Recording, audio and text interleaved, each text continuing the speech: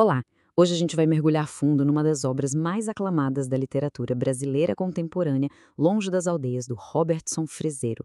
A ideia aqui é a gente analisar como uma história tão concisa, tão curta, consegue carregar um peso emocional gigantesco e, claro, o que ela pode nos ensinar sobre a arte de contar histórias. E o livro já começa assim, com essa frase: Ontem, minha mãe voltou ao navio. Simples, direta e completamente desconcertante. Porque, veja bem, não existe navio, não existe oceano. Desde a primeira linha, o friseiro nos joga de cabeça no mundo confuso, fragmentado, da memória de uma mãe e na busca desesperada do filho pela verdade. A gente sente essa confusão junto com ele. E essa é a grande pergunta que pulsa no coração de Longe das Aldeias. O livro todo explora a memória, o trauma e principalmente as ficções que a gente cria para conseguir sobreviver. Então vamos fundo nessa história. Para a gente poder entender a obra, primeiro a gente precisa conhecer o drama familiar que está no centro de tudo. Vamos dar uma olhada nos personagens, mas calma, sem entregar os segredos mais profundos da trama. No centro da história está o Emanuel. Ele é um jovem que vive no Brasil com a mãe, Marija, e a tia, Mirna. Elas fugiram de uma guerra num país que nunca é nomeado no livro. E enquanto a Marija se perde cada vez mais nas memórias, o Emanuel vive à sombra de um pai heróico que ele nunca conheceu. Um soldado inimigo que, segundo a lenda da família, se apaixonou pela mãe dele. E essa tensão entre as duas irmãs, como a gente vê aqui, é o verdadeiro motor da história. De um lado, você tem a Marija, que está presa no passado, revivendo o trauma sem parar. Do outro, a Mirna, totalmente focada na sobrevivência, no agora. Uma se apega a essa história frágil, a outra sabe da verdade, da dura verdade, e aprendeu a mentir para poder seguir em frente. Bom, uma história tão complexa, tão delicada assim, não surge do nada, né? Para entender como ela foi construída, a gente precisa conhecer quem a projetou, o seu arquiteto. Robertson Freseiro não é só um romancista.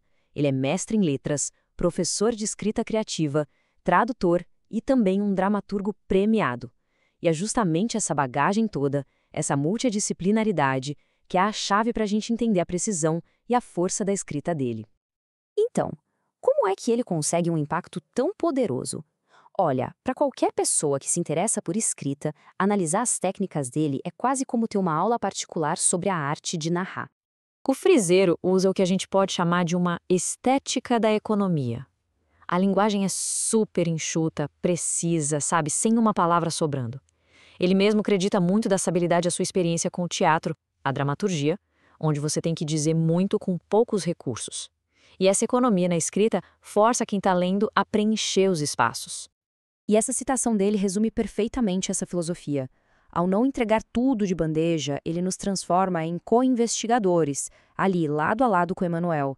A gente sente a confusão dele e, no final, a revelação se torna nossa também.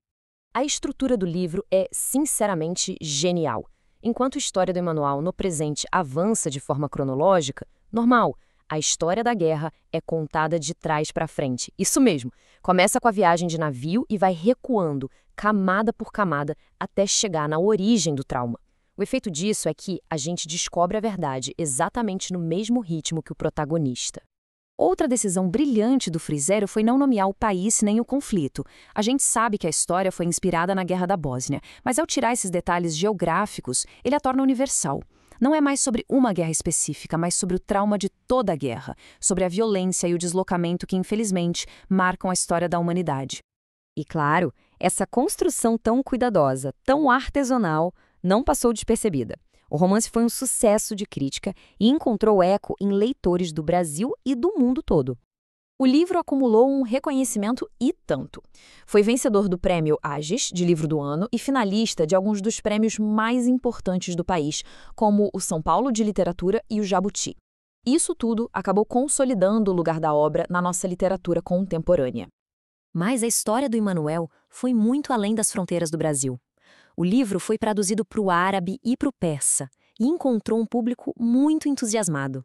Isso só prova que os temas da diáspora, da identidade, da memória, eles são universais, né? Eles ressoam profundamente em qualquer cultura. No fim das contas, o sucesso vem da qualidade artística da obra. Os críticos sempre destacam essa poesia em prosa do Friseiro. Ele consegue narrar uma tragédia imensa, com um lirismo, uma beleza que não diminui o horror, mas o torna de alguma forma suportável e profundamente humano.